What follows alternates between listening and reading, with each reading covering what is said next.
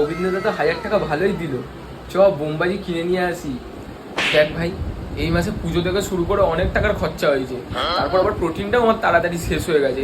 এইবার আমি প্রোটিন কিনবো, আমি কোনো বাজি ফাজির দিকে যেতে চাই না। কালী পুজোতে চলেই এলো, জিমটাও তো এবার বন্ধ থাকবে, কি করি এবার? হ্যাঁ, এখন চেস্ট মারতে চলে যাই, দুপুরে কার্ডিও করে নেবো, বিকেলে ব্যাক মেরে নেবো, আর কাল সকালে লেগ করে নেবো, দুপুরে আবার কার্ডিও, আর বিকেলের দিকে জিমে গিয়ে পুরো আর্মস করে নেবো। ব্যাস, তাহলেই হয়ে যাবে। ওই যতই বাইসেপ আর ট্রাইসেপ করিস না কেন, সেই তো ভাই ঘুরবি আমার সাথে, তোর দ্বারা তো কোনো মেয়ে পড়বে না। প্যান্ডেলে আমার সাথেই বসে থাকবি আর বাড়ির ছাদে গিয়ে স্টোরি দিবি শুভ দীপাবলি। ব্যাস, এইভাবে আর কতদিন?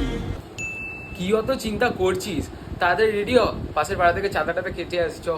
চিন্তা করবো না মানে? কালী পুজো তো সামনে, দুদিন আগে থেকে ঘরে নিরামিষ খাওয়া চালু হয়ে গেছে, দিনে 3 বার খাচ্ছি, প্রোটিন ইনটেকই কমপ্লিট হচ্ছে না। এইভাবে কি চেহারা হয়? আরে ভাই, তুই রাজুদাকেই দেখ না, সকাল 11টায় ব্রেকআপ হলো আর দুপুর 12টায় আরেকটা মেয়ে পটিয়ে নিল, আর তুই এখানে বসে চিন্তা করছিস। চিলমার।